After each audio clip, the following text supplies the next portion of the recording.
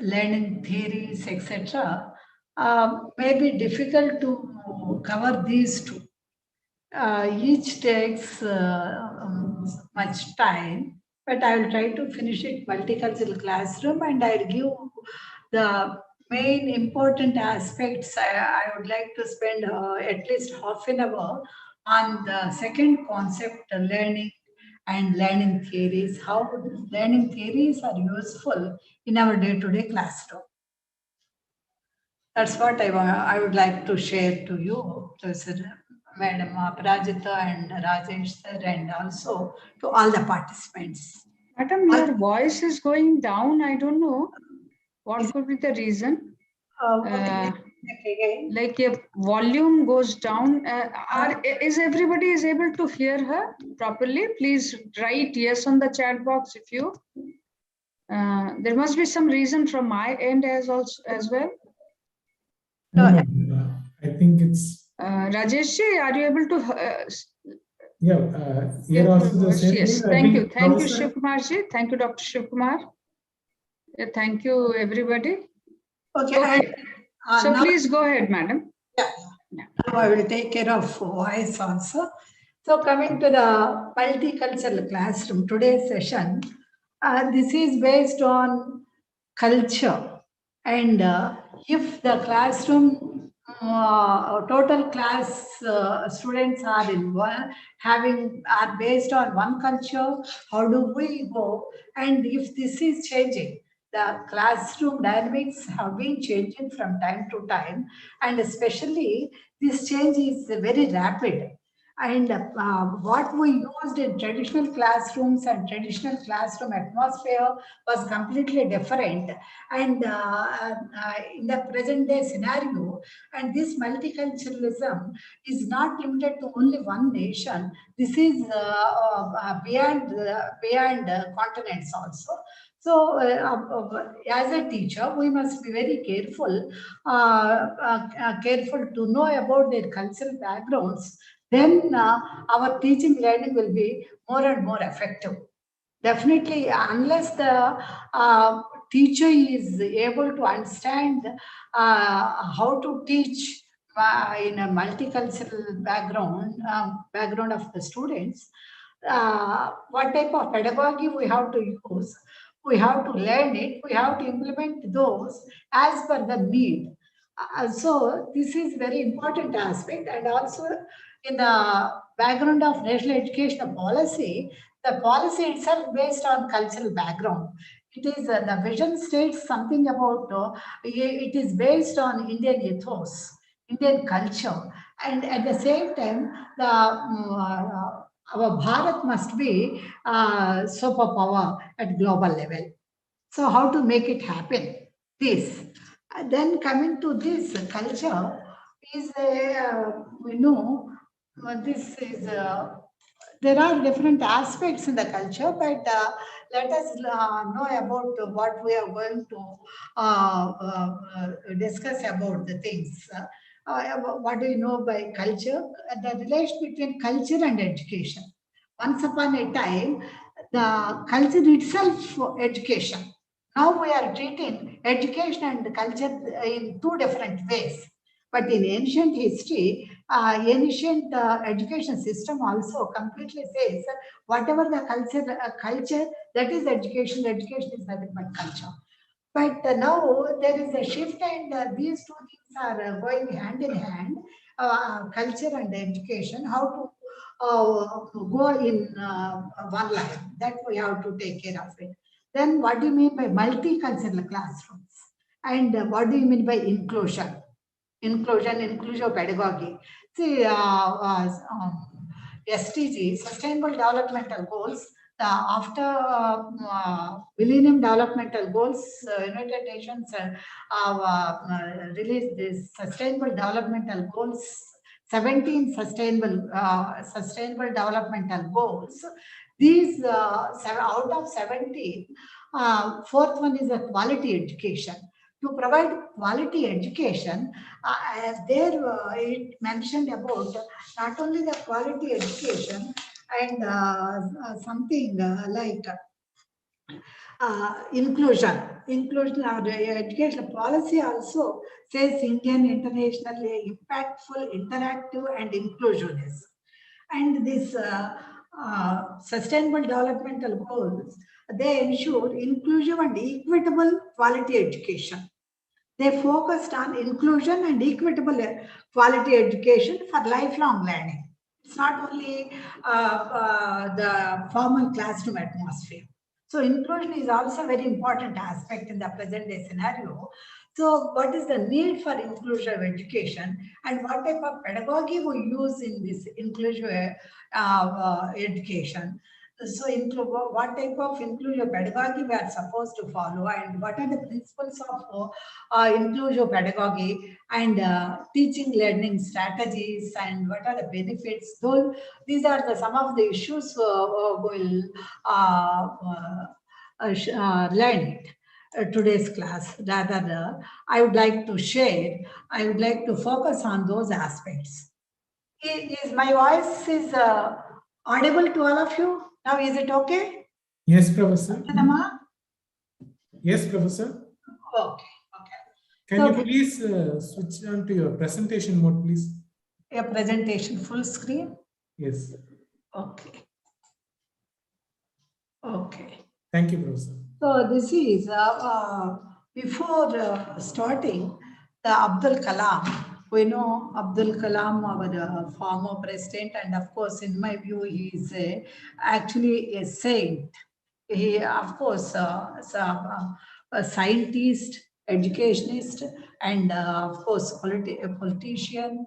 A politician means nowadays the term is used in a wrong interpretation. That's different. And a knowledgeable, intellectual politician, and whatnot. He's all in all, and he's a saint. He lived in a what we say life of a saint. Always he joined with a suitcase to the presidential bhavan, and he left with the same suitcase. He left the presidential bhavan after completion of his term as a president of India. So he quoted that we are all more concerned with learning. Learning is not the part of our students, but learning is a part of ours also. We also learn. We have been learning, lifelong learning. So when learning is purposeful, creativity blossoms. The creativity, only after learning, creativity blossoms. When creativity blossoms, thinking emanates. So when thinking emanates, knowledge is fully lit. When knowledge is lit, economy flourishes. So here, what we say, as per the nation, as per the global level, economy, everyone looks at the perspective of economy. So that's very important to develop the economy. The learning is much more important thing. So in that scenario, we have different backgrounds of students and how to make them to learn different things, how to make them to change into the knowledge, and this knowledge must lead for the flourishing nation in the perspective of economy. So when we say multicultural education, actually this aims the awareness of cultural aspects, different cultural aspects. That multicultural education aims at approaching education with awareness on inclusiveness of all cultural aspects, and rather it is a passive rather than a passive and one-way flow of learning. It changes into brainstorming sessions. Multicultural classrooms or multicultural education aims to change the classroom into brainstorming of ideas, stories, experiences, etc. So all these are very important when the educational experiences in the inaugural address, in the one of the speakers said something about experiential learning. This through multicultural classrooms, we have to provide different types of experiences to the children.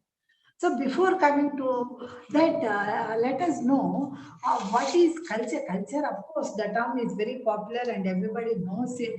In Sanskrit, what we say, the Sanskriti and even Hindi and almost all the languages we use the term Sanskriti. And Sanskriti and the next one, culture and civilization, cultural civilization sometimes. These two are very much mingled. Where the culture is advanced, those countries have civilized. They are advanced in civilization.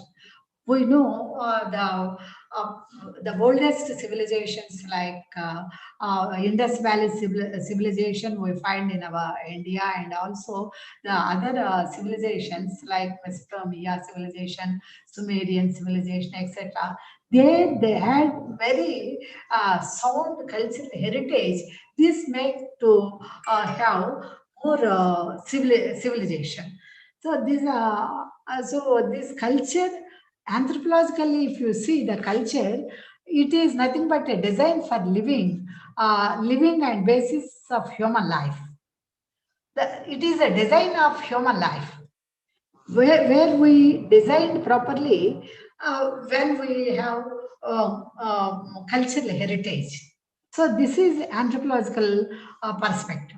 Then come to the culture is a complex whole. Culture is a complex whole which includes knowledge, belief, art, morals, law, language, customs. When you say the customs again, customs and also traditions.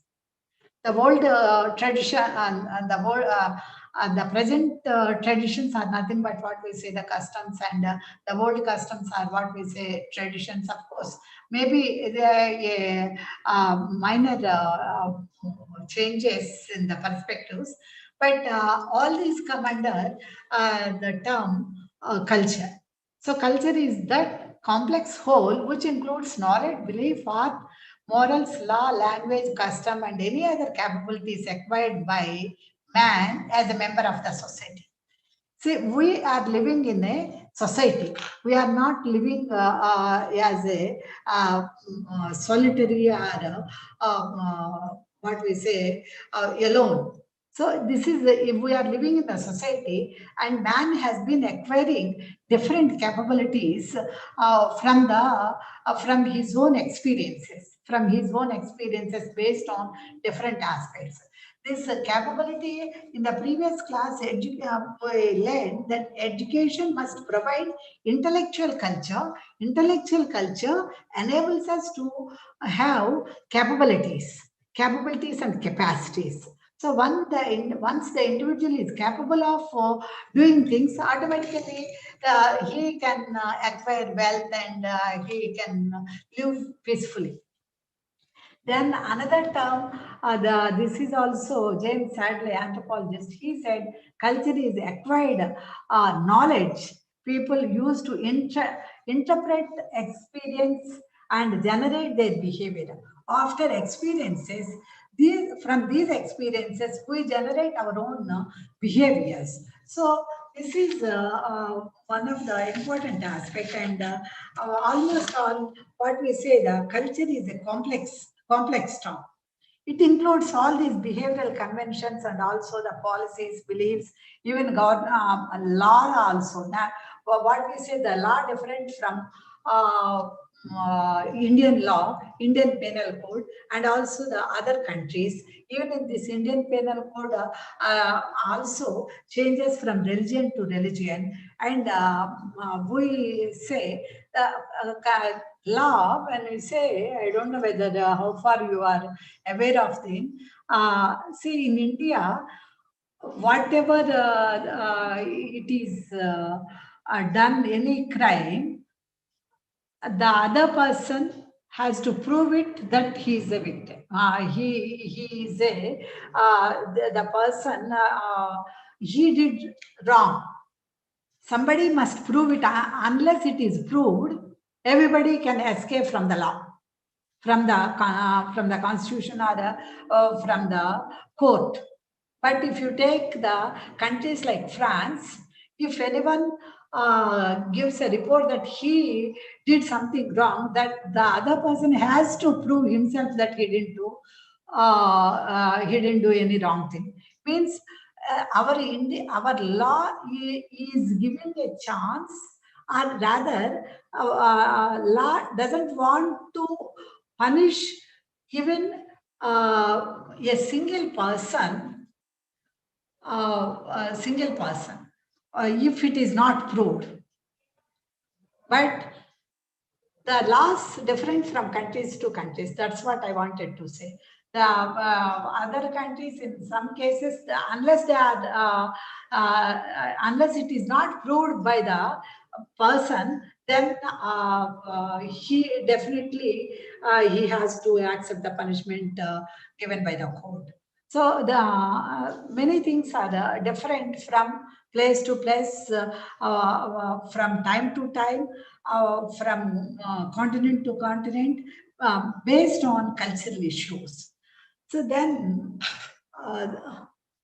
the culture, if you take the nature of the culture, culture is a social inheritance. It is, we have very rich cultural heritage. And this cultural heritage, we have been continuing thousands and thousands of years.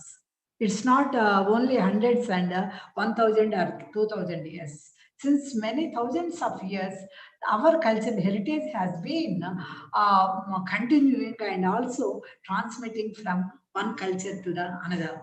Then culture is universal. The culture, even tribes, a very small group having 100 and 200 number in that tribal group, they have their own culture. And billions of people we find, the largest population in China and India, we also have our own culture. So culture is conservative and also transitive from one generation to the another generation, and culture is learned. We have been learning different cultures from different people, different countries, or different religions also. Then it is accumulative, added one by one. It's not the thing what is there. The changing from time to time, adding many things, and sometimes deleting certain aspects also. Then culture is progressive. It is always progressive, and culture is a symbolic to the nation, to the community, to the state, or sometimes to the family also. And it is a dynamic. It is always dynamic. Nothing is constant. Nothing is constant except change in the society, change in the attitudes, change. In this context, I would like to say what Krishna told Dharmaraja, when Dharmaraja asked after Mahabharata war, say a word, which, a sentence which is useful forever, which is forever. Then Lord Krishna said, this time is not permanent. This stage is not permanent. This situation is not permanent. Whether we are in happy, whether we are in sad mood, or whether we are in defeated condition, whether we are in winning condition, whatever it may be, it is not constant. In anybody's life. So it is in the same way, this culture is also dynamic and changes and diffusive and gratifying, and also it is structured. Culture is always structured. It's not a unorganized one. It is not unorganized one. Culture is an organized and structurized one.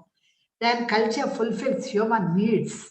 Otherwise, vice versa, human needs, the sometimes human needs added some cultural issues. The accumulation of culture happens to satisfy the human needs also. then culture is inculcated. It can be, it is to be, it must be inculcated to the next generation people. Even as a parent, we have to inculcate the cultural culture to our children, to our grandchildren, and so on, and also to our students and to our future generations. Then people use culture creatively. So there is creativity. A culture creates creativity, and also creativity changes the culture also. Then there are many universities, culture universities, specialists, and alternatives are there. Then when you say the culture and education, this part, culture, education as an instrument to change the culture. And also culture promotes education.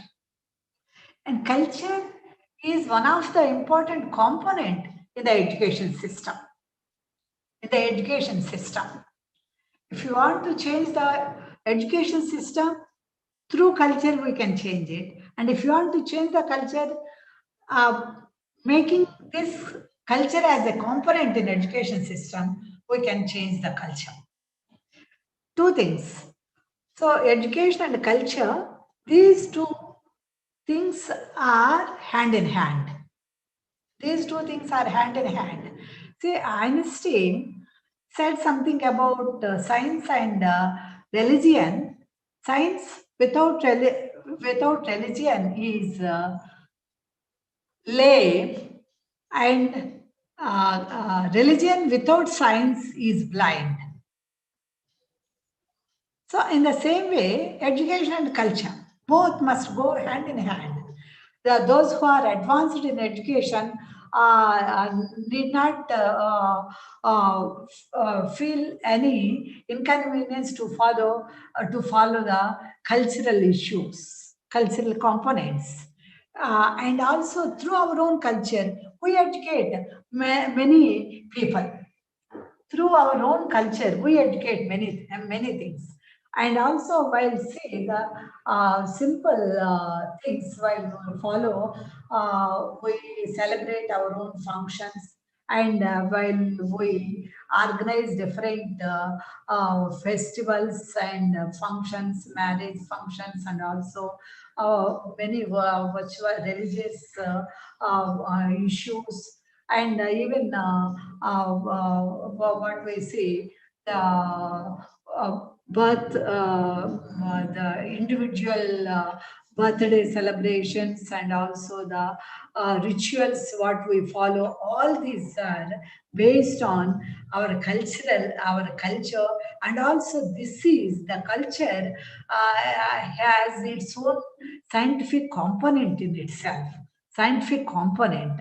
If you observe the traditions, all these traditions are based on science, science only. So the role of science, the role of education in promoting culture is very important. And in the ancient education system, where we say the gurus, that was the life mission. To provide education to the society was the life mission of the gurus. Life mission. And to take care of the needs of the gurus is the responsibility of the king. The kings must provide everything to the gurus, or what we say rishis, or whatever the name we use it, munis, rishis. They to provide education was the responsibility of rishis. So it was the culture. Then this education is changed into a profession. Teaching or education became a profession. Then now it is a what we say business or a mortgage, or whatever it may be. Even though our constitution and also the Right to Education Act has been emphasizing the right of education is a right of the individual, but still it's going on going on as a business, as a commodity.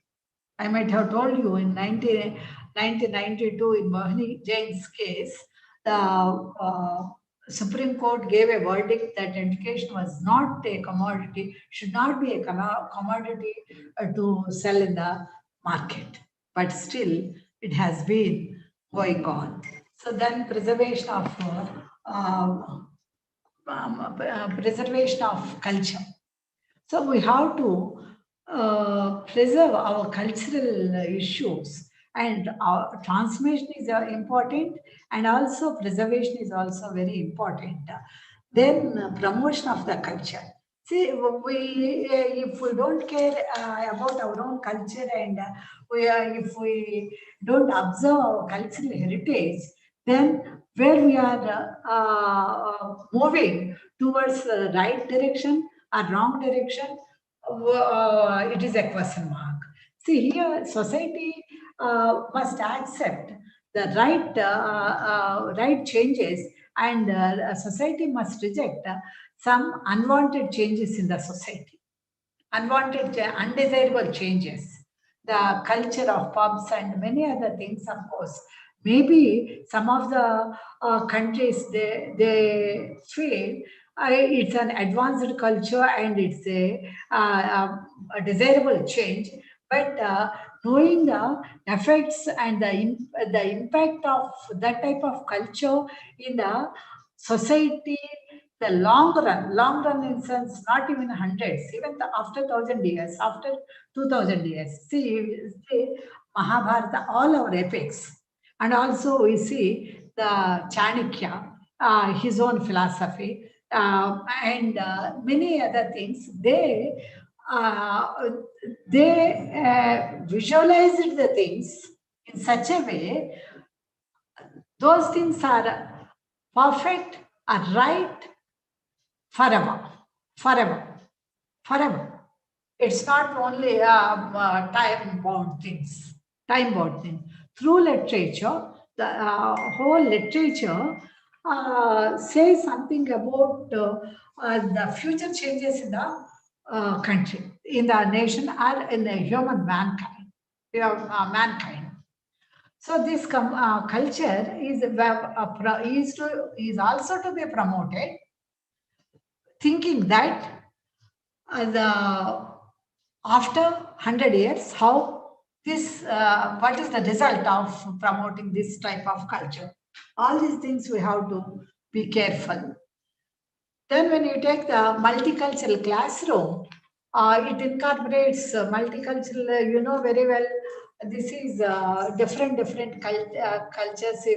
Most of the people are moving around the globe for studies, for visiting, and also for a job or to settle, many other things. So wherever we say, we find this multiculturalism.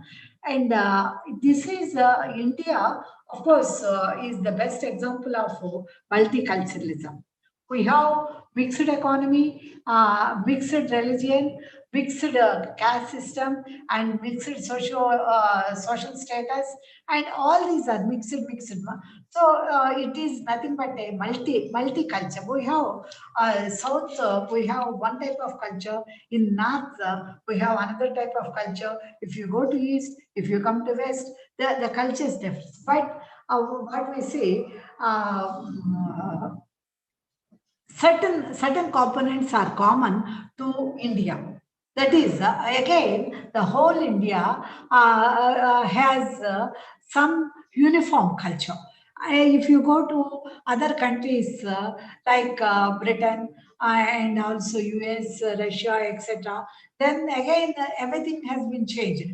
So in any country, if you see in the classrooms, these classrooms are not having monoculture, but these classrooms are completely multicultural classrooms. From school level to the university level also, we find these multicultural classrooms in almost all the countries, wherever we see.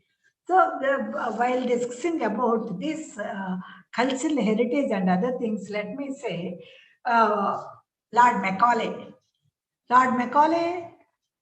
he came to India and wanted to observe about Indian cultural heritage, and he wanted to propose the strategies, proposed a plan in British Parliament in 1835. In 1835, then he reported, yes, just I'll read out. I have traveled the length and breadth of India, and I have not seen one person who is a beggar, a thief.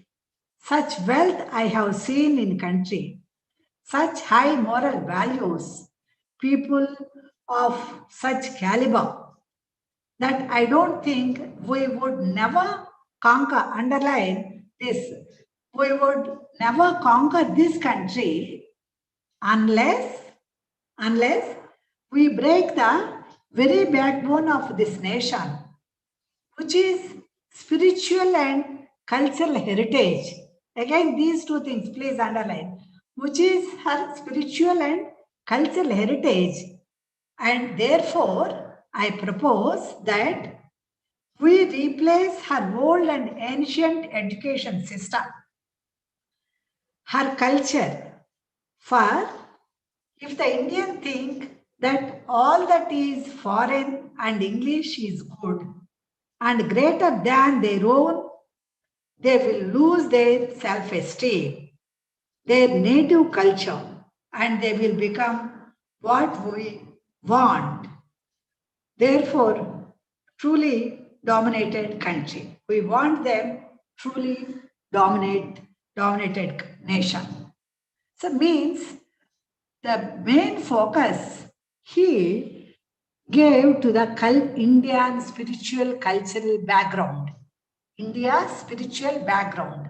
Unless this ancient Indian cultural background is broken, the British people, they cannot conquer the nation and they cannot dominate the India or Bharat. So they categorically, strategically, they planned to introduce the British education system in India, and we all felt that this British education system is very good rather than our own Indian cultural heritage. So this we have to note down. Then cultural classroom. When it is a multicultural classroom, what are the things we need it? Say, almost all the nations have different cultures, and if with this cultural background, what are the things needed to make the children to learn the things? So the books and materials are to be used based on multicultural issues, and also appreciation of cultural and racial and ethnic differences. The teacher must appreciate the cultural issues and the racial issues also. Otherwise, they cannot, they won't be comfortable in the class. And acknowledge the differences in the children, acknowledge the differences, and also discover the diversity within the classroom. So we have to know the diversity among the children and accept and embrace all. All students are our own students. No student is different, or no student is far from the teacher. No teacher is very near to the teacher.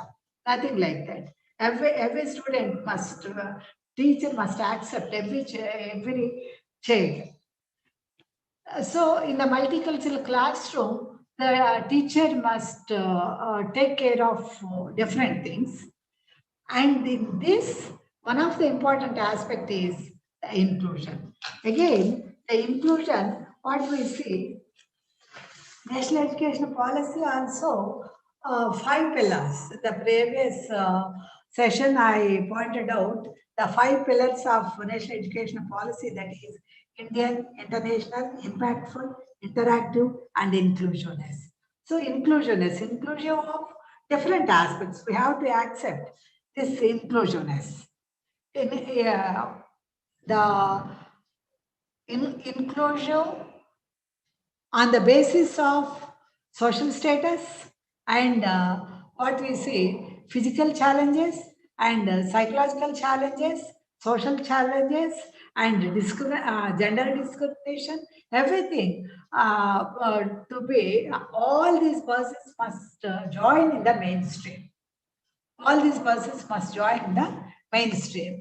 So that is, inclusion is the process of addressing and responding to the diversified needs of the learner.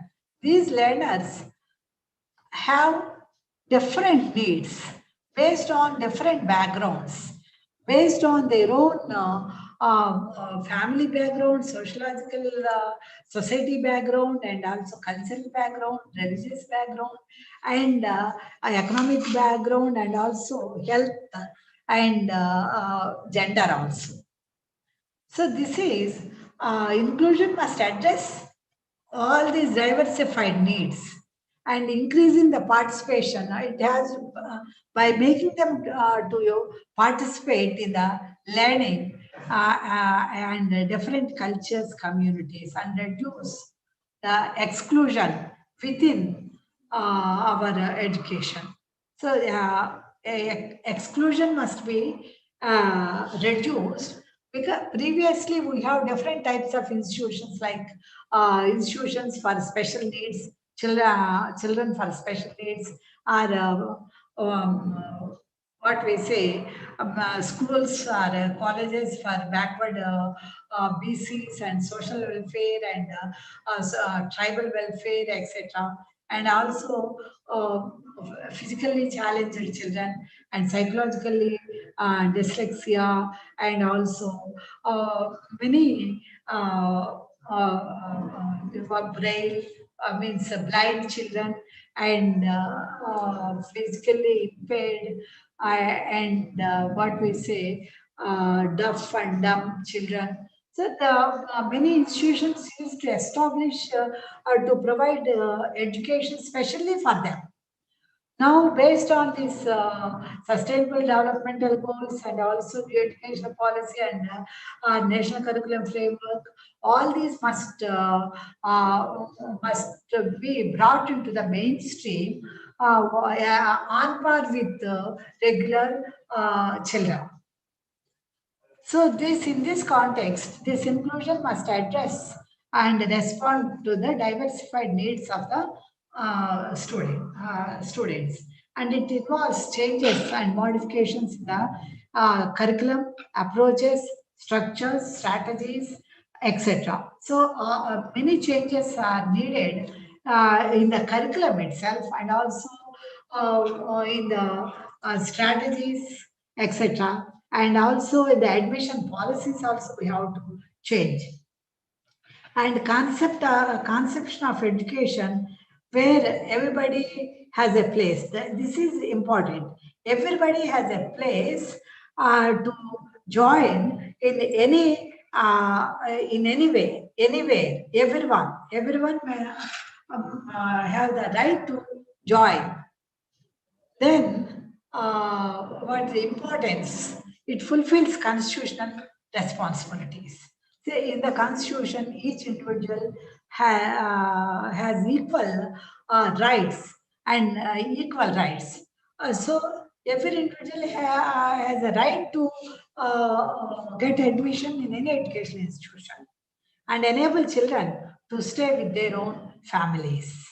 They need not go anywhere. They can stay with the families, and development of healthy citizenship. You should not be cornered to a set of people.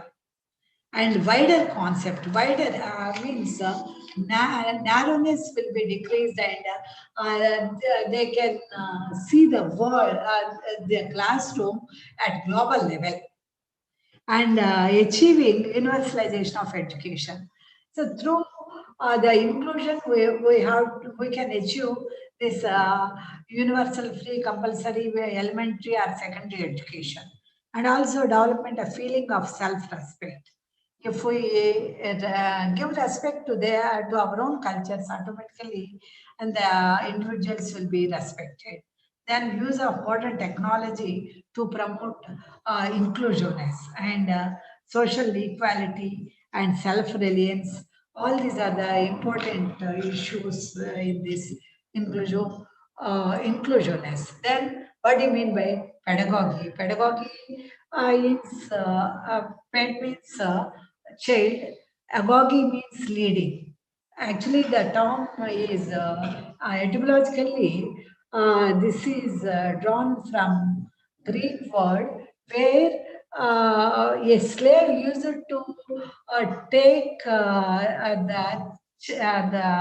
master's child to the school to give escort, to give security guard. He guards the child. So this is with the history of the term pedagogy. Of course, the changes, the basic concept has been changing. Even if you take the term school, schole, school, it is a Latin word, means actually leisure time. Association between these two is nothing but in the ancient period, the people having leisure time, the aristocratic people are the upper class people, those who had leisure time, they used to get education. That is so. That is the association of the term etymological meaning. In the same way, here also etymological meanings have been changing to the present day scenario of society. So study of teaching approaches and pedagogy is nothing but science of teaching. How we teach, that is nothing but pedagogy. But teaching to children, teaching to children is pedagogy.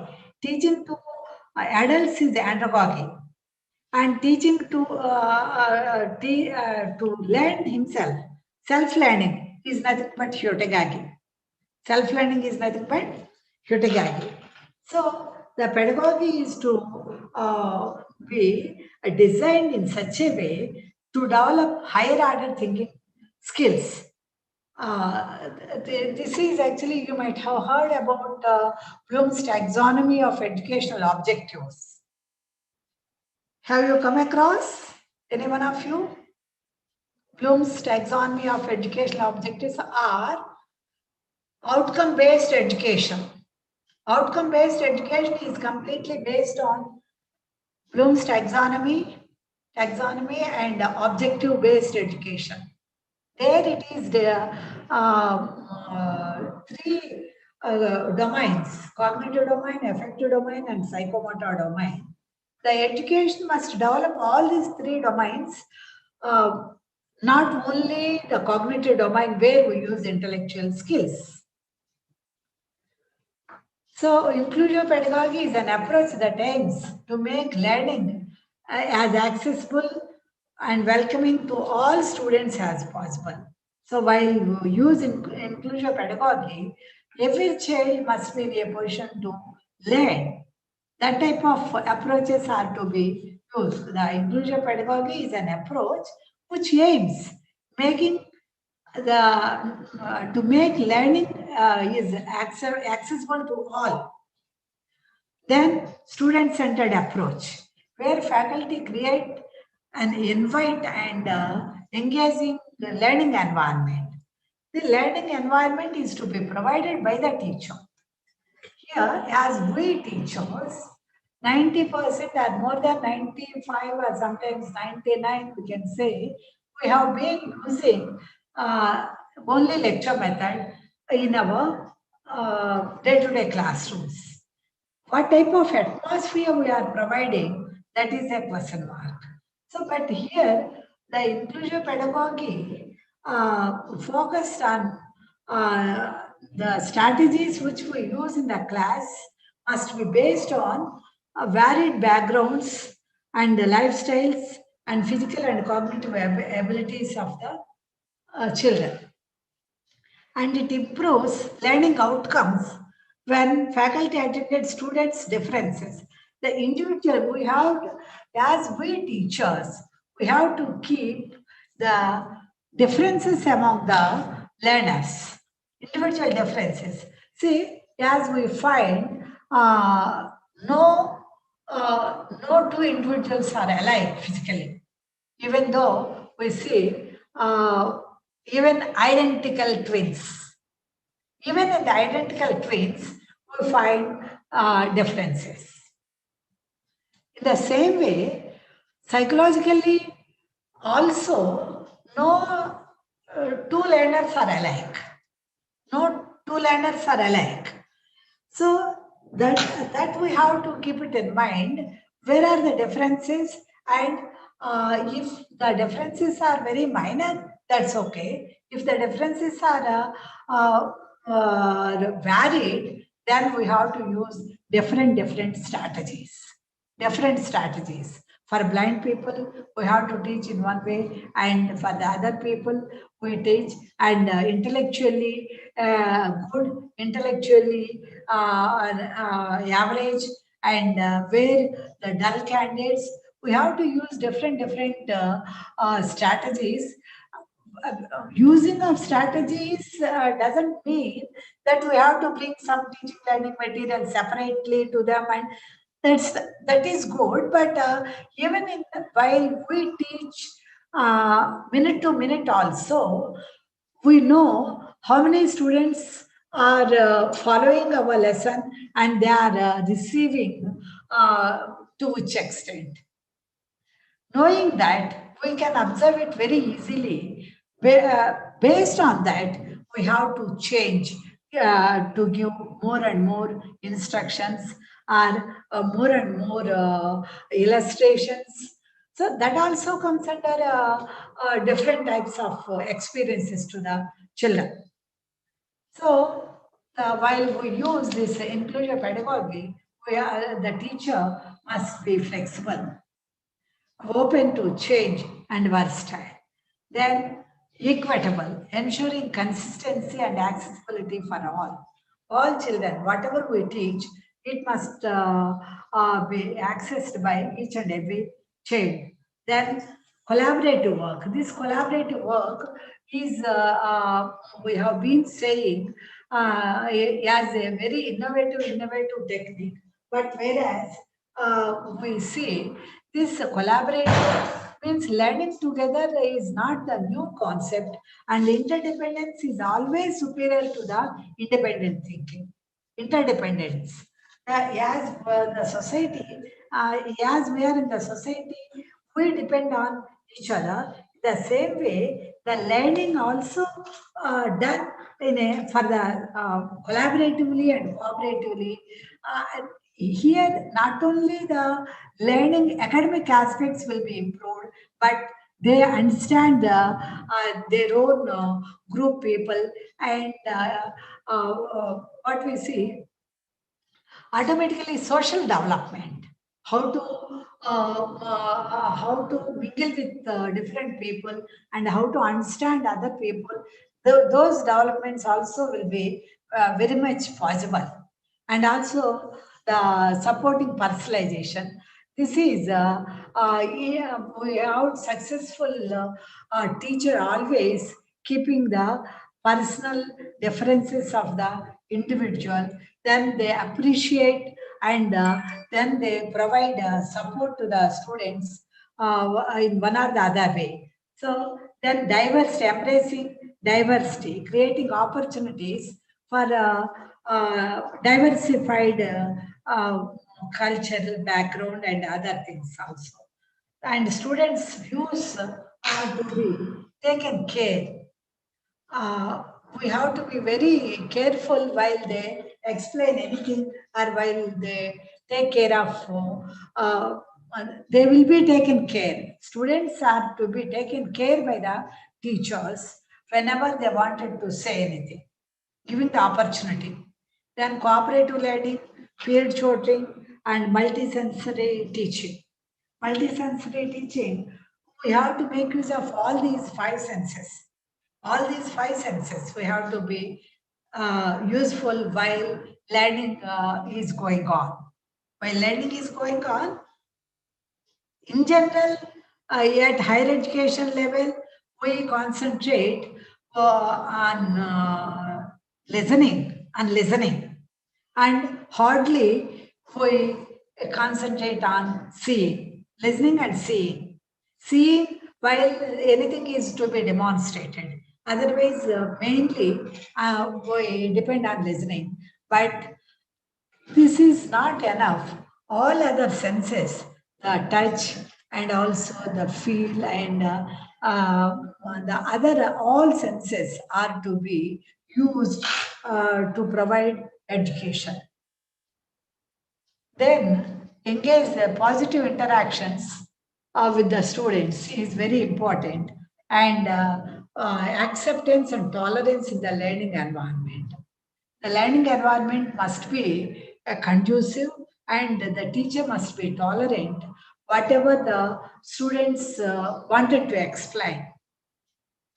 And while identifying the individual, each learner is unique, and each learner has a special character or special behavior, special unique behavior that is to be identified.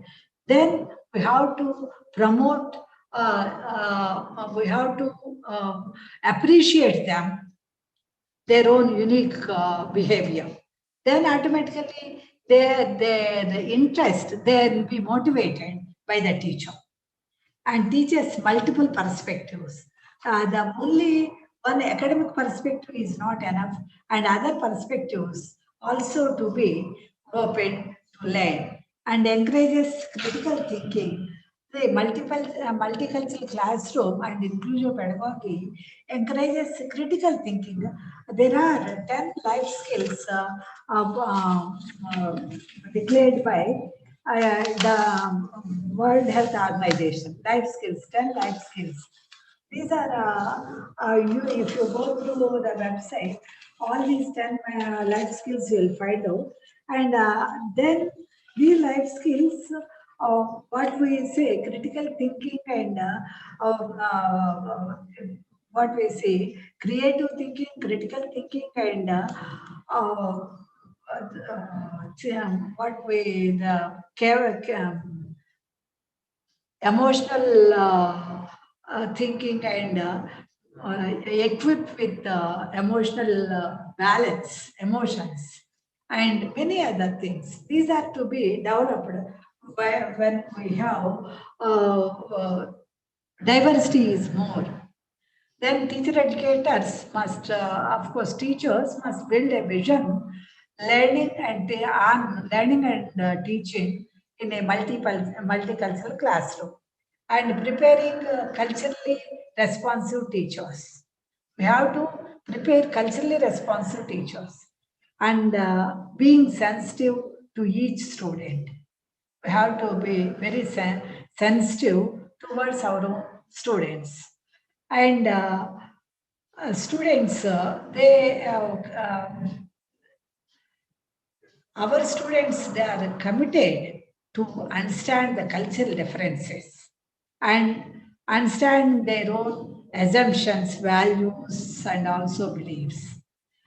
And we, of course, make an effort to learn something unique about our own students. Each student is unique. And positive non-verbal behavior is important in communication. It's not only verbal behavior in the classroom. Non-verbal behavior is also very important to make them to learn the things. Just look at them and just giving a pat and appreciate with the eyes only. And just give a cheerful look. Many things. Non-verbal behavior is always powerful than verbal behaviors also. Then during the class, discussions and also debates and many other things. Say here, let me quote one thing. Our own India, see, our own philosophy, Indian philosophy no issue is identified if any person expressed his views. Means so much freedom is given in our country from the ancient time to the present time. Every citizen can express his own views. No individual is punished. No individual was punished after expressing his own views.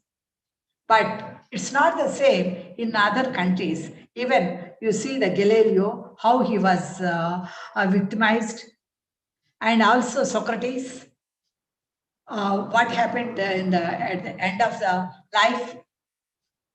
So it has its own cultural background.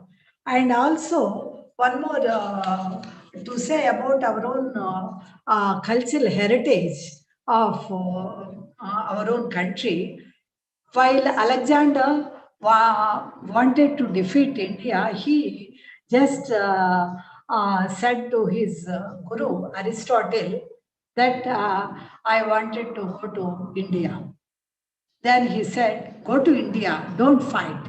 Go to India, but not for fighting, not for war, but learn the culture, Indian culture, and learn the things from rishis, from teachers, from munis. And he also asked Alexander to bring few things from India.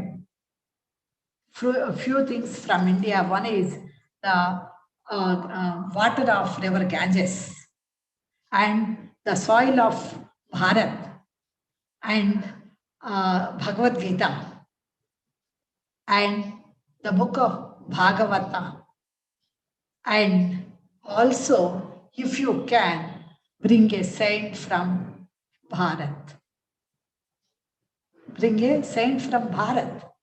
So we have that much cultural heritage, that much vast knowledge, and our culture itself is a very good example of scientific culture. If you see the Indus Valley civilization, there the architecture and other things, everything is included scientifically. Even our own Vedas and Vedas, Vedas, what we say, Ayurveda, and all these have medicinal values and also the scientific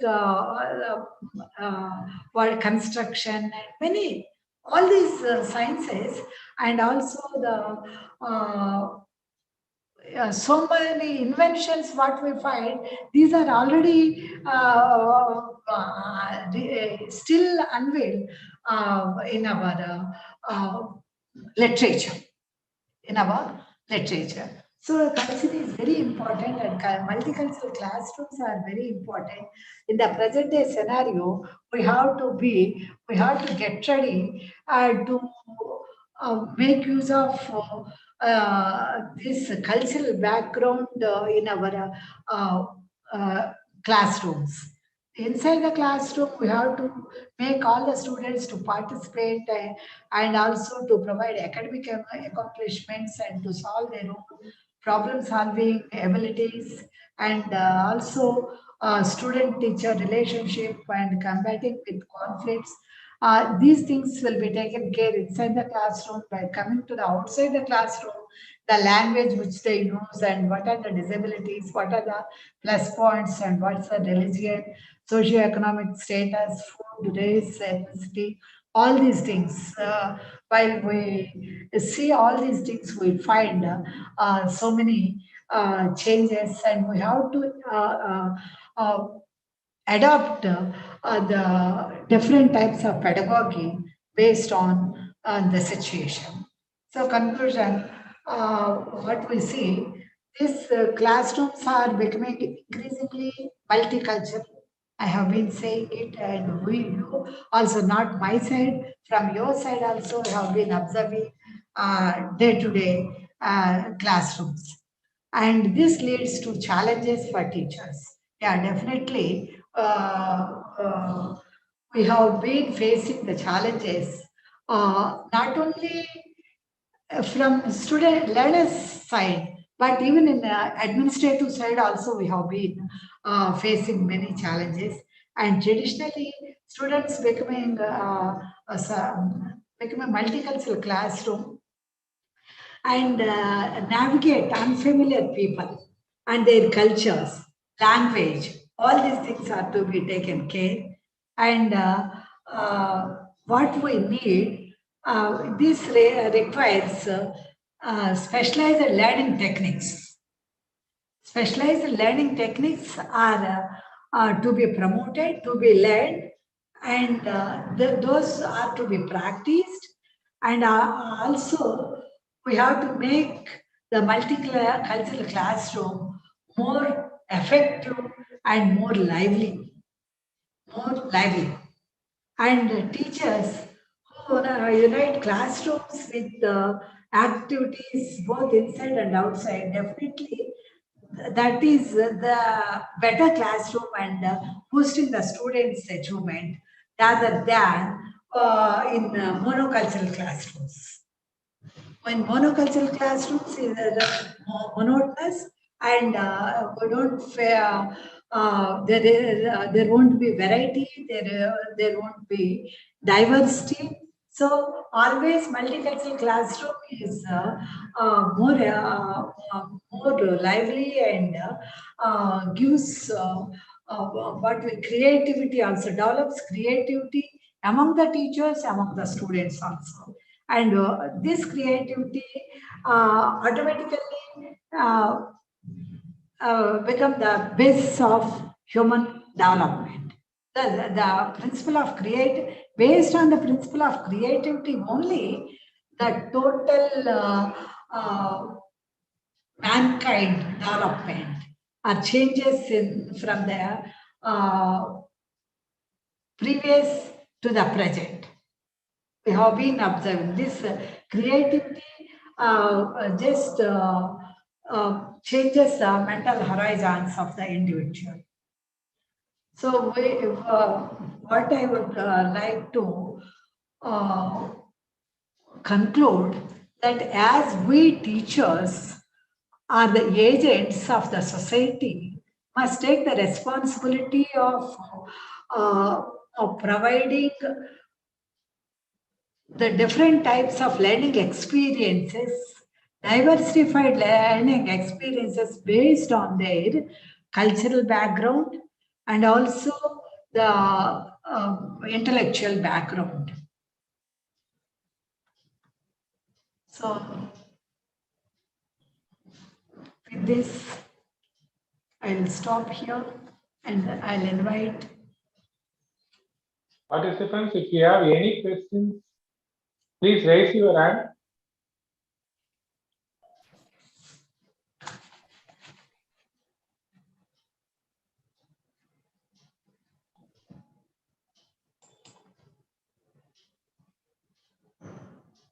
So first part of the presentation, Professor has completed. So if you have any sort of discussions or any sort of queries, you please raise your hand so that I can unmute yourself.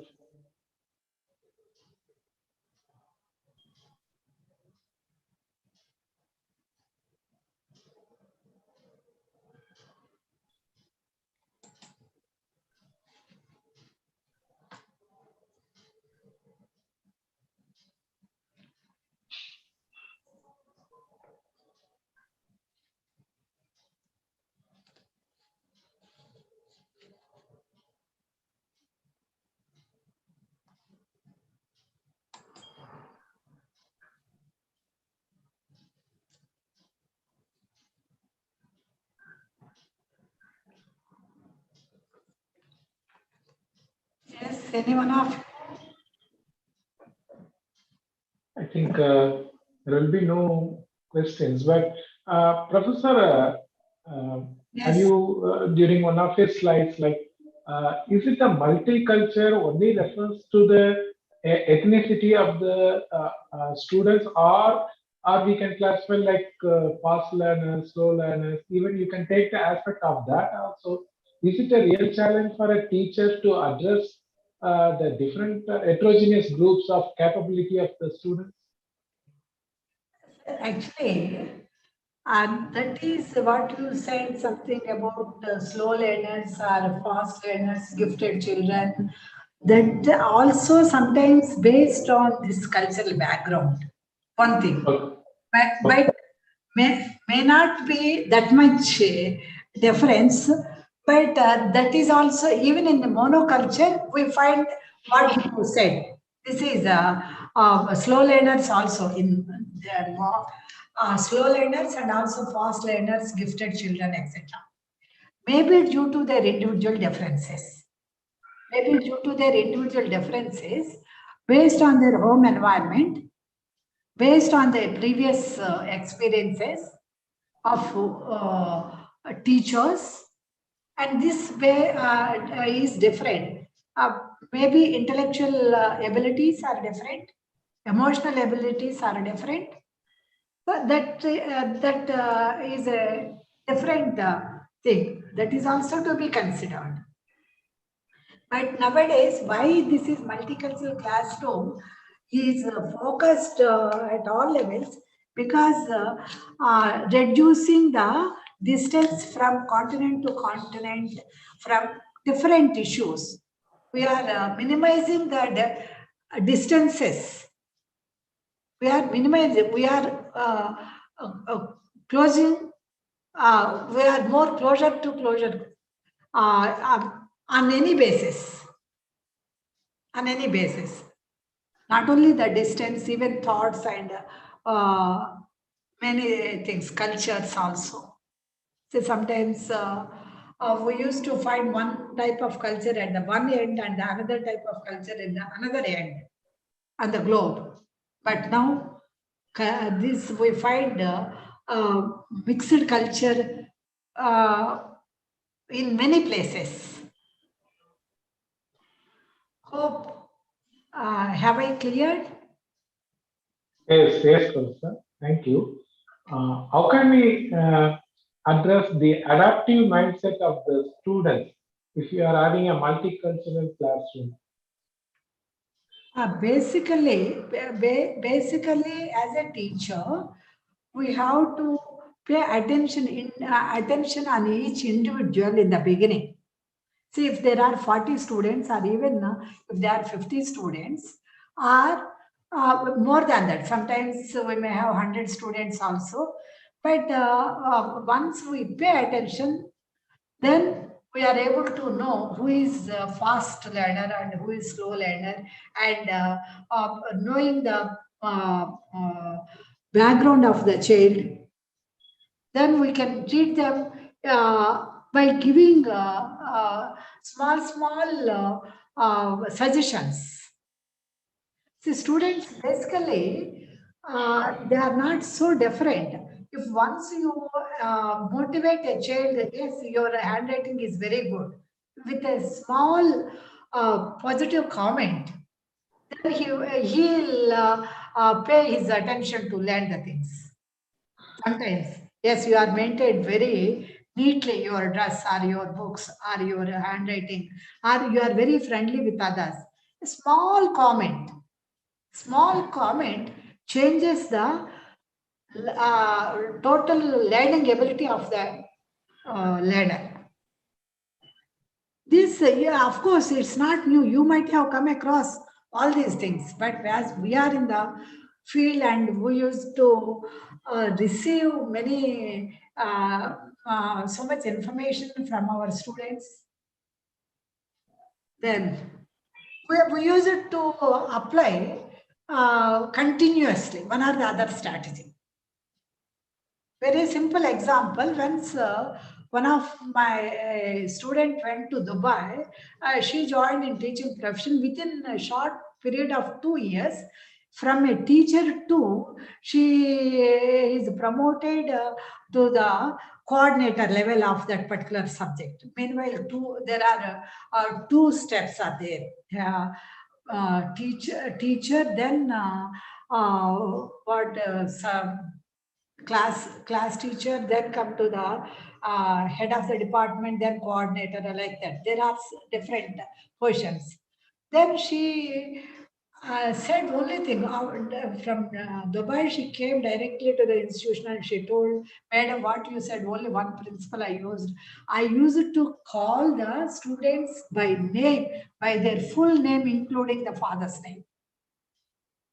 Only just if you try to call your own students by their full name, then they feel so happy and then they come to know that we are in the eyes of the teacher. That's enough.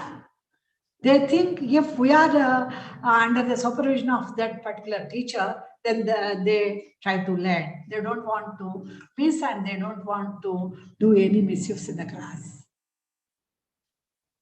So small things, even at higher levels also.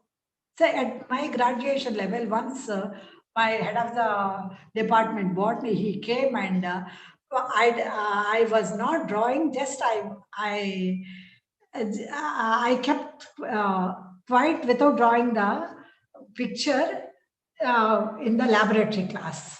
Then he came and told me alone, just if you're afraid of drawing the diagrams, you never learn to draw the diagrams. He said only one statement.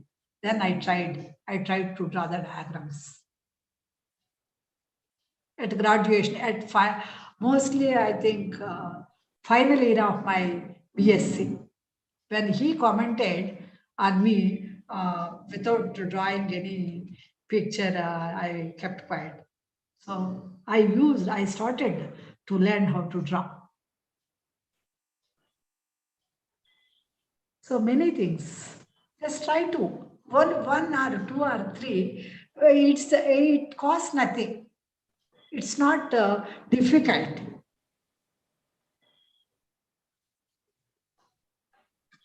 Okay, thank you, Professor. We'll move to the second part of your presentation, maybe on learners and learners behavior. Okay. See here, the learning and learner perspectives of learning. Learning, in the last class, we discussed something about different things. Like teaching, learning process.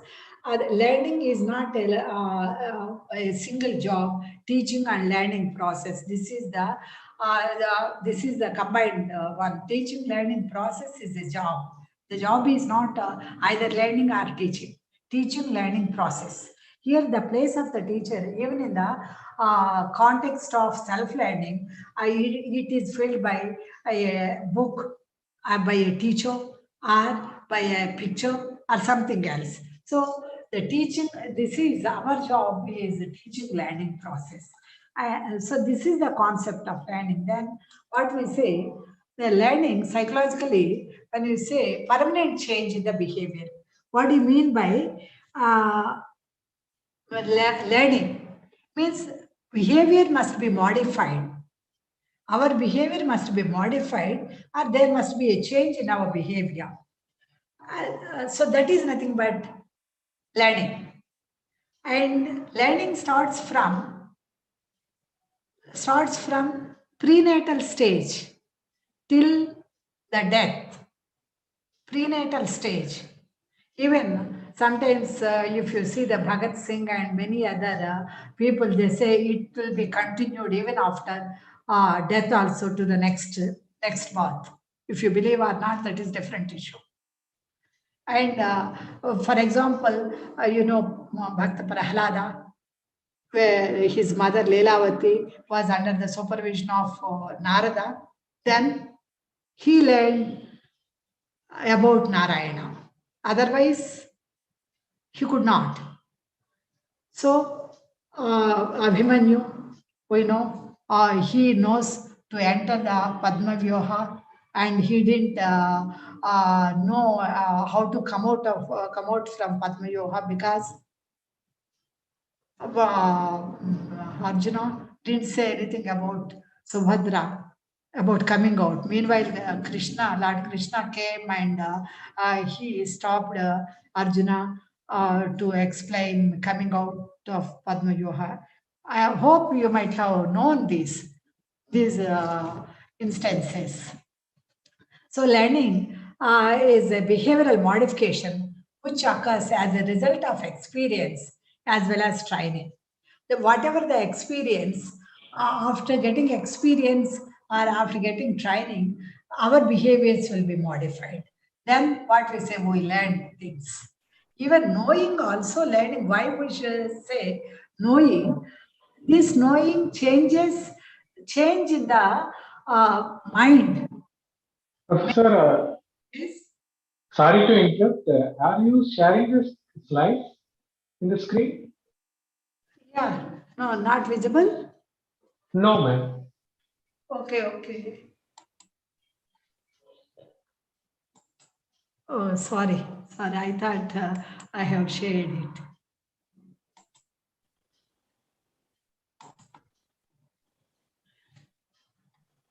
Now it is visible now.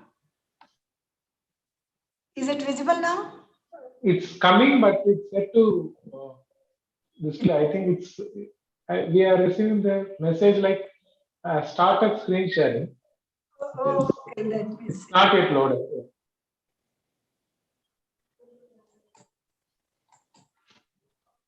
Okay, again.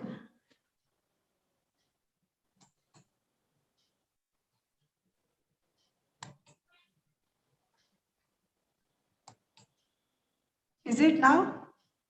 Yes, Professor. Okay. Please switch on to presentation. Yes, thank you. Sorry, I didn't get you. Full Please screen. click full screen. Thank you.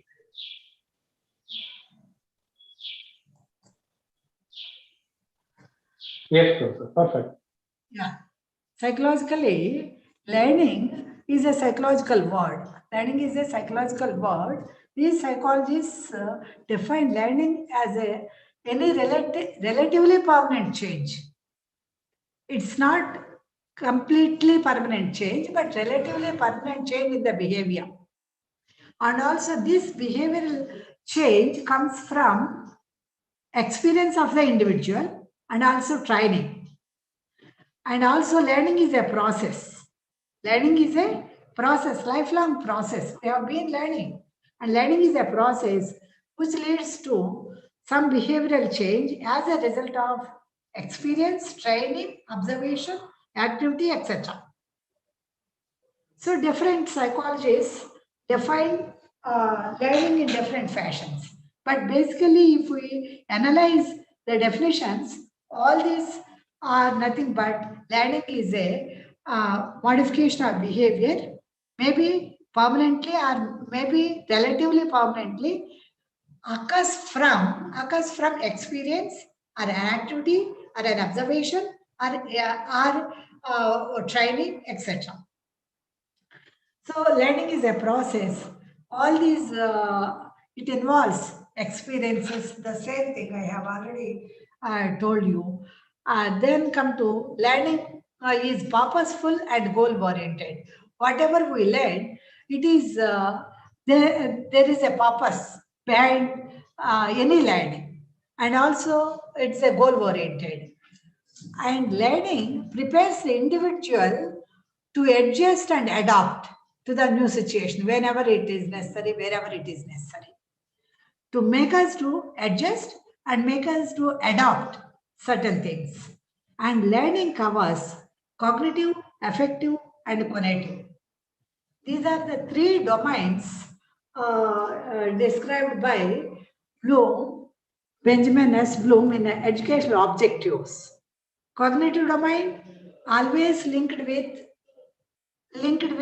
intellectual skills, head, intellectual skills. Then affective domain always linked with heart, the feelings, emotions, and adjustments, attitudes, aptitudes, all these come under affective domain. Cognitive domain, their knowledge, understanding, application, skills, evaluation, synthesis, analysis, all these come under cognitive domain. So knowledge, understanding, application, analysis, synthesis, and evaluation. All these are related to intellectual things. Affective domain is feelings, emotions, adjustments, etc., which are related to heart. Cognitive, which are related, cognitive is nothing but psychomotor, motor domains like physical activities like doing, eating, sleeping, etc., where in general what we say using hand. So cognitive is related to head, affective is related to heart, and cognitive is related to head. This concept, you are supposed to make use while you prepare your curriculum based on outcome based education. As UGC is going on giving instructions to all the colleges, universities to prepare and curriculum based on OBE, outcome-based education. In that outcome-based education, the first thing, the objectives. These are the three domains of objectives. Then learning is universal and continuous one. It is a continuous one, and it does not include changes in behavior on account of maturation. See, learning due to illness, due to fatigue, it's not a learning. It's not a learning. Change due to illness. Suppose if there is something happened and missing many things in the mind, or different behavior we find suddenly due to many other issues, it's not learning. So learning re-establishes relation between stimulus and response. Then learning is transferable. The learning actually, these are the different factors influence learning. Physical factors, psychological factors, environmental factors, and methodology, where we use classroom methodologies like pedagogy. Different pedagogy we use, the learning enhances. And the environmental conditions where we use right type of timetable and the classroom atmosphere and the comfortable seating and the temperature, the ventilation and seating arrangement, all these come under environmental factors. New educational policy also emphasizes, and also National Curriculum Framework 2005 also focuses on conducive classroom atmosphere, environmental conditions of the child, and health conditions of the child, and also facilities of water and ventilation, good air. All these are also to be taken while providing learning activities. And also psychological factors, mental health and motivation. If the children are motivated motivated in different ways, then this motivation attracts their interest. Motivation creates interest among the students. Automatically, when they are interested, they pay the attention. So attention makes the individual to learn. Only attention makes the individual.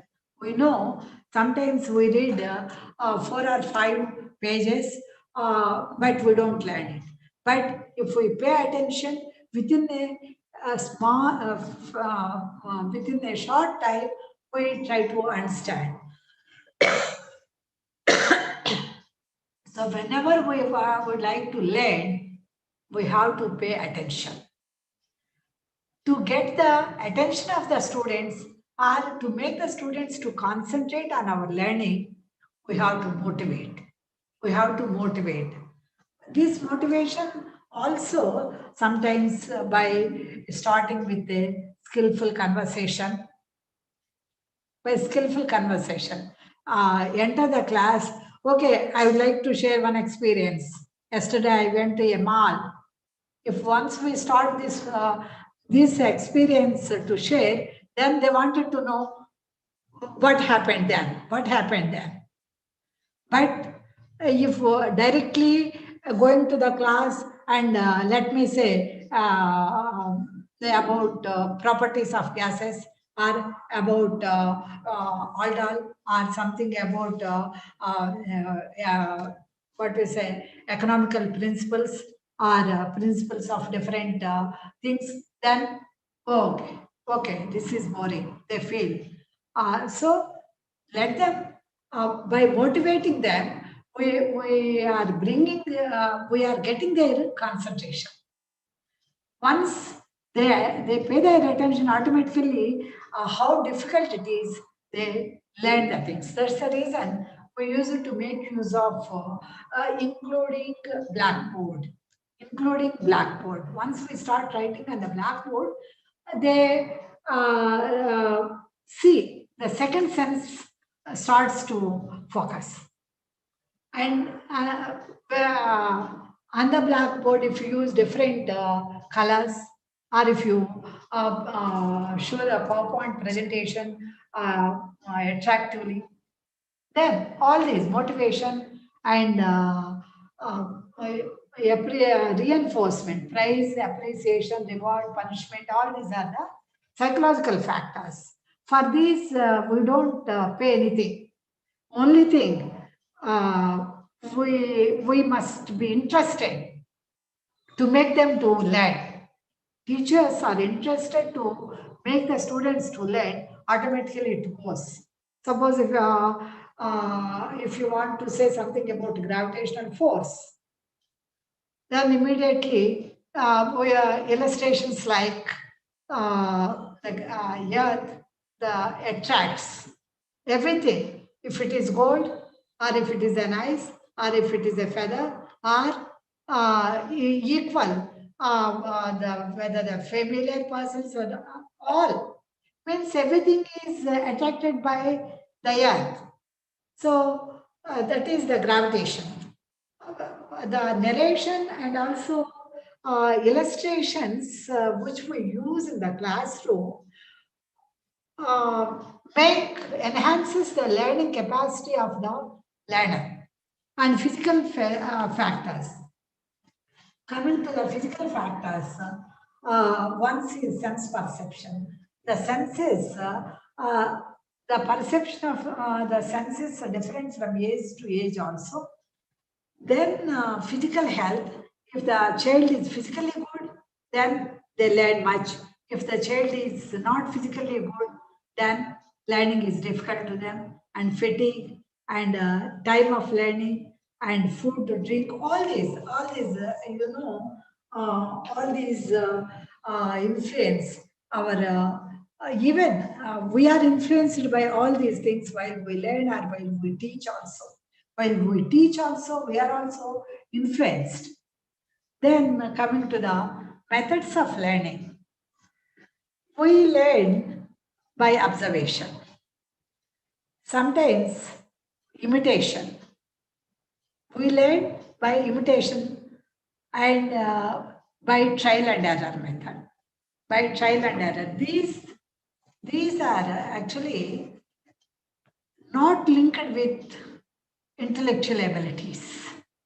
Trial and error method, even we find in animals.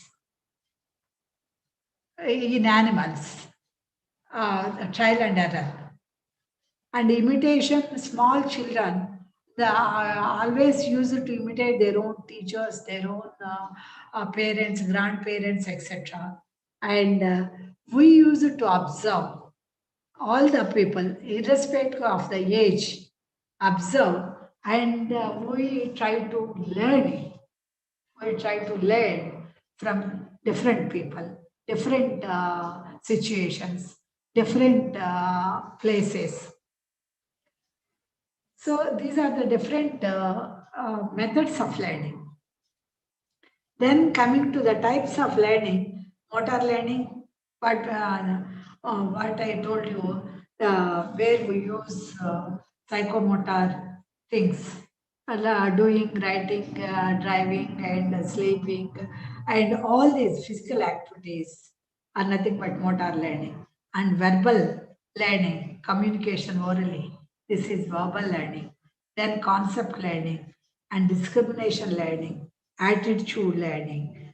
Discrimination is, see, we use it to find 99% similarities and only one difference. There, many people, many times we feel both are same, but only few people, they use it to observe the difference between those two. The power of discrimination they have than other people sometimes. And concept learning. So while we see the thing, we get the whole. Sometimes this is just like for blind people, just they came and one, they touch one thing, elephant leg, elephant eye, elephant body, and elephant eyes. They touch, they have different concepts about elephant. They don't have the whole concept because they are blind and they touched only one part. Then they thought that is only the elephant is just like a trunk. The person who touched the trunk. So like that, the person who touched the tail, then he thought that elephant is a just a rope-like one. So different concepts. The same way, our education system also are not holistic, and it provides development in one horizon and neglects all other horizons of the individual. Means academic development means the child excels in the academics, but forgets about his own health and forgets about his own social development and forgets about his own other developments. So what we say, the physical development, mental health, mental development, psychological development, and also the spiritual development, moral development, social development, cultural development. All these are the different types of developments which are to be promoted through our education system. But the whole concept, the whole holistic development is not taking care. So then come to that, the learning, sometimes some type of learning is useful to learn another thing, that is a positive transfer. Some types of learning is not useful. Rather, it hindrances the learning of the other one. If the person didn't learn the previous one, who didn't learn, he is excel in the first attempt. But whereas the person who already learned, he has some hindrances in the learning of the present one. That is negative transfer of learning. He'll get confused. He'll get confused. See, suppose if we say, if we have 2 or 3 routes, we know to reach a bus stand, sometimes how to go, we'll get confusion. If we know only one route to go to bus stand or to go to airport, we are very familiar with that only route, then we go. We don't get any confusion.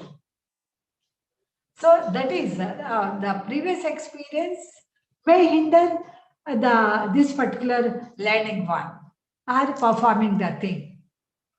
Then if there is no influence, then that is zero transfer. This will happen sometimes if we teach mathematics and physical science and chemistry at once, they get confused. Only one we teach, they learn positively. So there, while we teach, whether this may influence negatively or positively, then we have to keep that principle in mind. We have to teach. That's the reason languages, all the languages, sometimes if we go on teaching, it is useful, positive transfer, but after some time, then they get confusion of the words. Maybe this is from English language, maybe this is from a Sanskrit language, maybe this word is French language, etc. Then these psychologists, they proposed what are the bases, what are the principles, and they formulated different theories of learning. These are three theories. One is behavioralistic theory, and then cognitivistic theory, and constructivist theory. The term itself, behavioralists, means they wanted to know everything from the behavior of the learner. Or behavior influences learning. Behavior influences the learning activity. Then cognitive, the intellectual skills, the intellectual ability influences this learning. Then constructivism, they construct something. The knowledge which is constructed makes them to learn. Constructed by them means after knowing, they construct their own knowledge. In the cognitive, intellectual skills are being processed. Okay. I already told you the different objectives like knowledge, understanding, application, etc. If we want to evaluate, we need more intellectual ability rather than to know the thing. See, suppose simply if I ask you to say something about what do you know about learning, then you can say. If I ask you to analyze, or if I ask you to synthesize the things, then need more. You have to think of it. Higher level thinking orders. Higher level thinking orders. That is what we say in cognitive domain. After processing, this construction, knowledge is going to be constructed. This is constructivism. These are the different proponents. Behavioralistic, Watson, Pavlov, Skinner, Thorndike. And Watson, as a behavioralist, he used to announce that behavior or environment plays whole role to build up the personality of the individual. Like, see, if you want to make a 1-year child to become a politician or to become a saint or to become a thief or whatever it may be, if you give a child, I'll prepare that particular person as you ask. He used to say. That is means it is completely the total learning is based on only the external behavior or external environment. That is what we say behavioralistic theory. Then cognitive, John Paget and Brunner, Asubel, Bloom. This Benjamin S. Bloom, he proposed this cognitive philosophy and also the domains come under cognitive aspects. Then John Paget also extended his theory to constructivist and also Vygotsky. Here, behaviorism, new behaviors or changes in behavior are acquainted through association between stimulus and response. Stimulus and response. We know what is stimulus and what is response. If stimulus is changed, our response will be changed. If someone speaks very positively and appreciates, then we are so happy and we like them. If somebody says, criticizes, criticism is used as a stimulus, then our response will be different. And somebody gives something, then our response will be different. So everything is based on only stimulus and response. Based on the stimuli, we use it to respond. But here, learning occurs through internal process of information. What we receive information is going to be processed into the higher order skills. Then constructivism, here the knowledge of the world based on individual experiences. These internal process of information and also the individual experiences brings constructivism. So while we see the behavioral perspective of learning, behavioralism is a method of studying focused on attention totally on the overt and observable behavior. And also try to project on human beings as little more than complex machines. See, in complex machine, there won't be any change. The stereotyped things will produce it. We don't get differently. The same way, these behavioralists, they say, if you provide the same type of stimulus, we get the same type of responses at any time by anyone. Particular stimulus and particular response. The same stimulus, same response by the same individual at any time. This is the behavioralistic theory. Behavior of an individual may thus be supposed to be controlled by environmental forces. That is a stimulus, not by hereditary endowments. There is no scope to play to hereditary as per behavioralistic theories. And this is materialistic, mechanistic, objective, and types of behaviorism. Then, of course, classical conditions, this will shift to the other one. In brief, this is about behavioralism. But this, where to, how to, and when to apply are implications, what we feel, the implications. We can keep it in mind while we do actions. If once their action is serious about one stimulus, better we have to be careful. The same stimulus need not be used for the second time. And also to the classroom, also we have to take care of it. So that's one thing, that we have to be careful and we have to change the stimulus, or we have to change the external environment to change the modification or to change in the behavior of the individual. That is the fundamental thing. Then come to the cognitive perspective. This cognitivism concentrating on the mental activities, that is intellectual activities.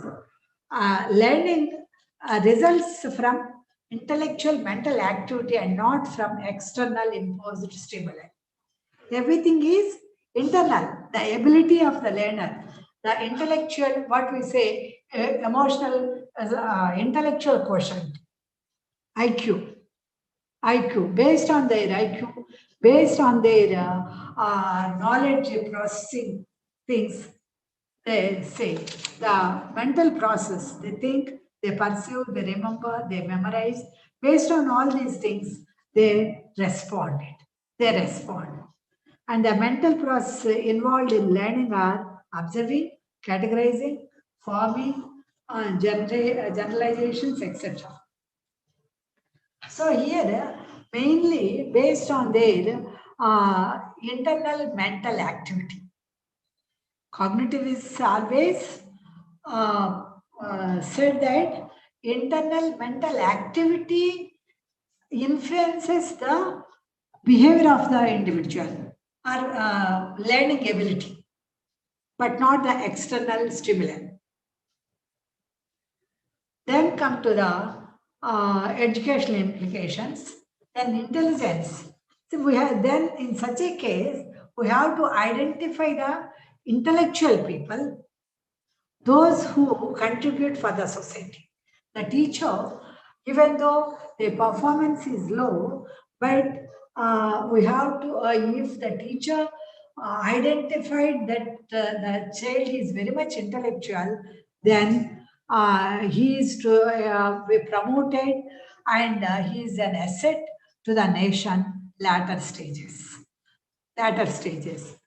And highlighted the importance of drives and motivation and providing suitable framework for learning experiences have to be taken care. Provides valuable information and advice on curriculum planning. While we prepare the curriculum planning, we have to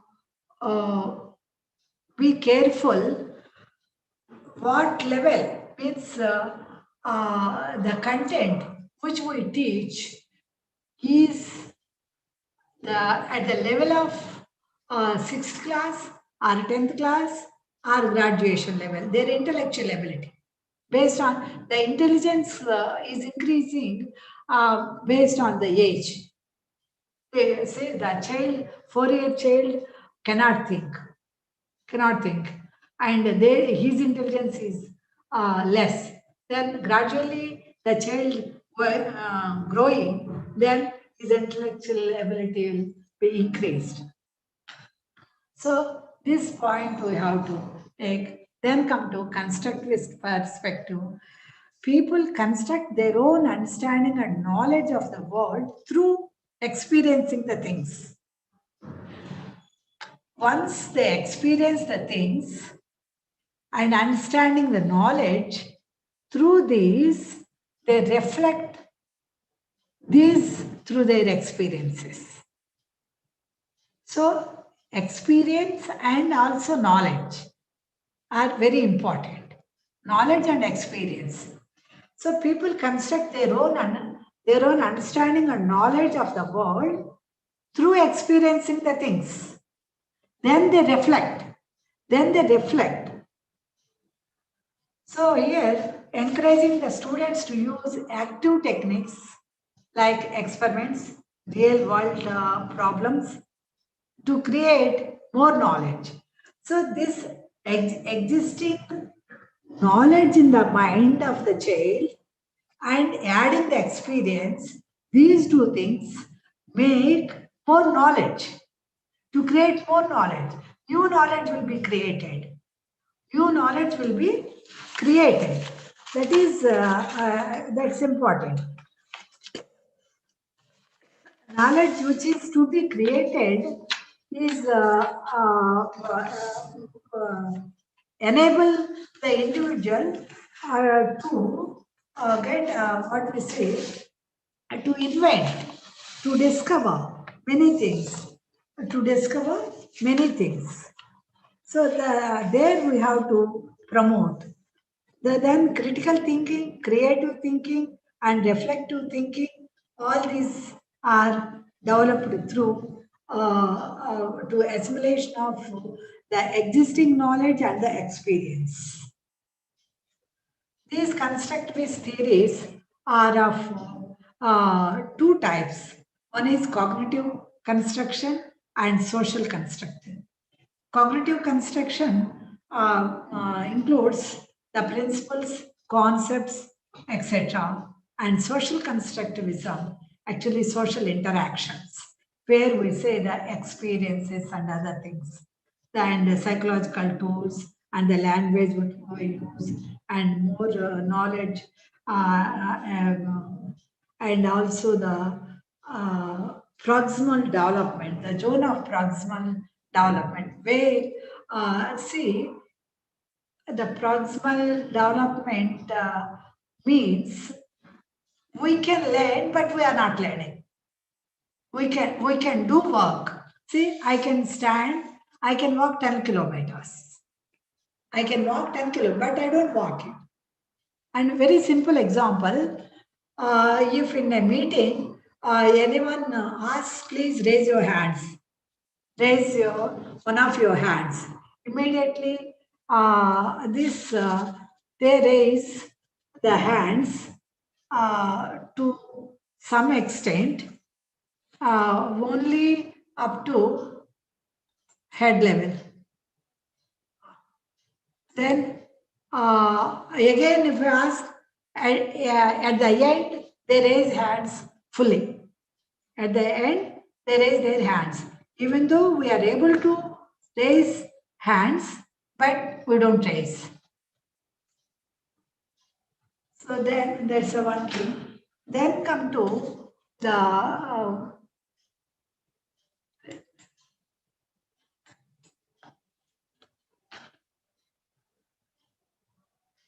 these constructive teachers encourage students constantly assess how the activity is helping them in gain knowledge.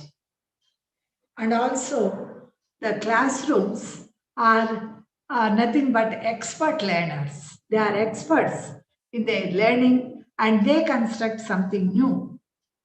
And it provides social and emotional learning also and multiple modes of representations. So these are the different strategies: use of multimedia, scaffolding, case studies, role play, storytelling, group discussions, probing questions, project-based learnings. All these are the different strategies which are used to follow this constructivist theory or to construct new knowledge, where the assimilated knowledge and the experience are combined to reflect in a new way. Reflective thinking, they reflect this in the behavior of the individual. So at the end, this is Alvin Toffler. He quoted, "The illiterate of the 21st century will not be those who cannot read and write, but those who cannot learn, unlearn, and relearn." Can I ask you one thing? See, a literate and educate. What is the difference between a literate person and the educate person? Yes, any one of you?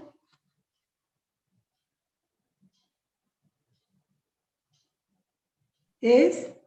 Participants, please raise your hand.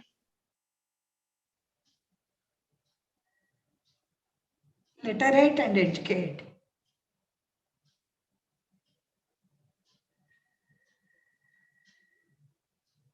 And also, if you see literate, you know very well about one thing, that is the person who is able to read, write, and doing little arithmetic, he is a literate, and we see under the literates and literacy, the percentage of literacy when we go for census, we take the person who is able to write his own name, then we include the as a literate person. But educate is different from literacy. The education is beyond literacy and beyond many things. You pretty well know it. I don't know why you didn't say anyhow. But my question is, all educated persons are literates only, or any exception is there? Any exceptions? You can send it in a chat box also.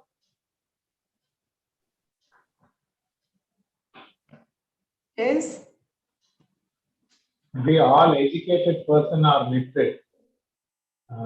The corollary is not. Yeah, see, of course, literate persons, we know, all educated persons also may not be literates in some cases where we find the leaders are tribal people, and also the even King Akbar. After seeing, you might have seen Jodha Akbar movie in Hindi and also in many languages. Akbar is not a literate person. He is not a literate person. He is not able to know how to read, how to write. When his wife wrote a letter, he couldn't read it. So, but can we say he's an uneducated person? Or no, we cannot say. So there is a literate and illiterate and literate and educated person. But here, Alvin Toffler, he commented on the illiterate means the illiterate of 21st century will not be those who cannot read and write. Those are not those who know how to read, how to write, but those who cannot learn, who cannot unlearn, who cannot relearn. These are illiterates of 21st century as per Alvin Toffler. See, learn. We used to learn, everything goes inside. Then only our behavior changes. That is what we say, modification of behavior. The learning or knowing or repeating or it's not only the thing. Even to wear a sari, how to wear a sari is also it is a process of learning. How to prepare food. This is also learning. And in the same way, whatever we do, all these things are learned by us, one or the other, one time or another, from one place to, from one person or from one thing, whatever it may be. But whereas unlearned, there are many things we learn which are not useful, sometimes which are harmful to the individual also. Which are harmful to the individual also. This is, example is nothing but drinking habits. Drinking habits. And many unwanted things, even to harass others or to criticize others. To appreciate is a learned, appreciation is to be continued, but while commenting, specifically we use it to learn how to comment sometimes. These things are a drinking habit. If you want to leave the drinking habit, you have to unlearn the habit of drinking. And even telling lies or doing harm to others. These things are to be unlearned from our behavior, from our own personality, and relearn. Relearn is nothing but once we learn many things, then we forget, and again we would like to learn. That is relearn. Relearn, unlearn, and learn, unlearn, relearn. These are the three different things also come under learning process. These things are also to be known to the students. So this is the role of learning and theories of learning and perspectives of learning, concept and other things. So this is the conclusion.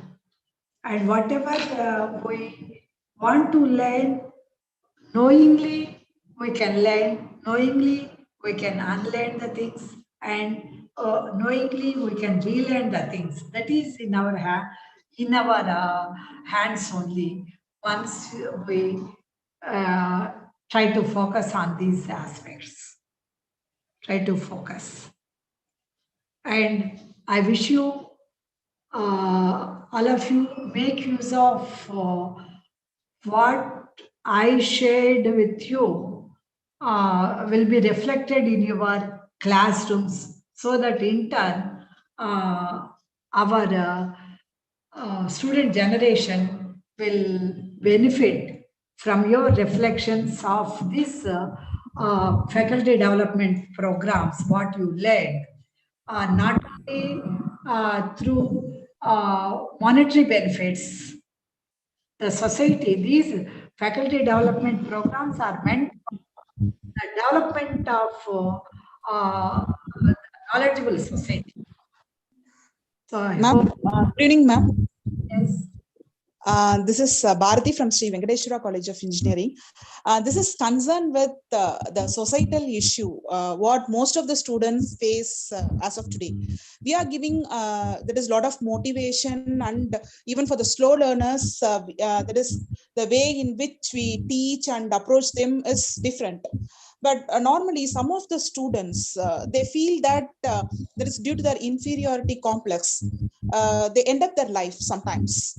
Okay, so in what way these kind of issues can be approached as a faculty? Yeah, Dr. Bharta, I appreciate actually your concern about your own students. We have to identify the students and we have to appreciate in one or the other way.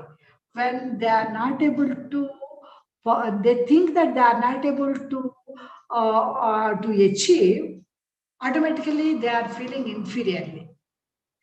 That the score is not the only thing. You can give hundreds of examples where only the academic marks never give any scope to get a job. Of course, there is a scope, but it's not the only thing.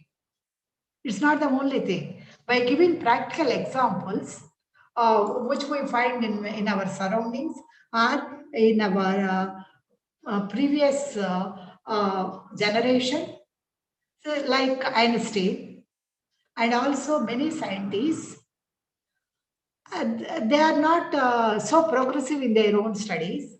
Even if you take Vivekananda, of course, Vivekananda is different, very highly intellectual, and he used to do many misuse, the mother and other things. So Einstein, mother was called and teacher said, take away your child. He is not performing anything in the class. Then train your child in your home. So what I wanted to, actually, this is not, I didn't make it more clear. A little this is there, but what I want to do, once as we teachers, if we observe, if we study the students' nature, give a one or two suggestions to the students personally,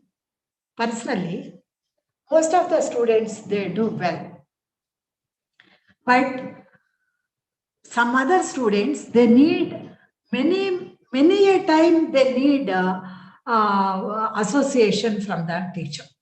Only once we say, they take it very lightly, very lightly.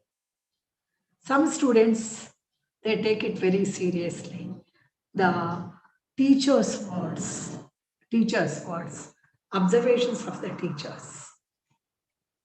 At higher levels also. Why I am saying, at B.Ed level, we used to have 160 students in one class. Then also, they used to accept our own suggestions, and they used to come back after some time. Madam, we followed what you said, and so much change in our growth. So positively, we can make sometimes sending information to their parents. Parents nowadays, parents are also not taking care. They are only focusing on the marks. That concept used to be changed among the parents. Scoring. See, for example, the student who completed super specialty in medical program committed suicide, not able to adjust with the wife. Then what type of education we are providing? He's so intelligent, but we didn't teach how to solve his own minor issues, how to solve communication skills, and how to adjust with what is available to us. See, we are not super intellectuals. Then we have to accept, but we have other abilities to perform. So many vocational skills, so many skills we can. So that is to be understood by the parents and by the society. Education is meant for better life, but not to score only the scores and only to get high high salaried and position. It's not that. Who is living happily? That's more important.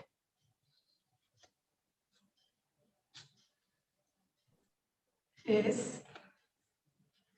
And you may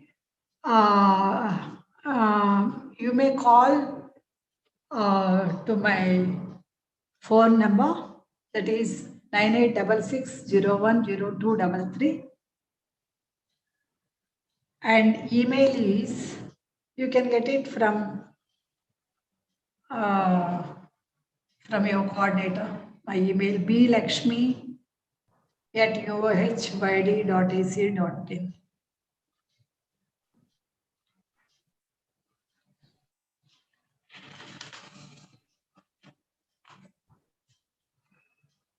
Thank you, Professor, for your excellent talk on multi-classroom behavior. Thank you, madam. In fact, I was away for some time because we were busy with some other work today. And we sincerely thank you, ma'am. And I think it's going live. I'll take back the post so that I can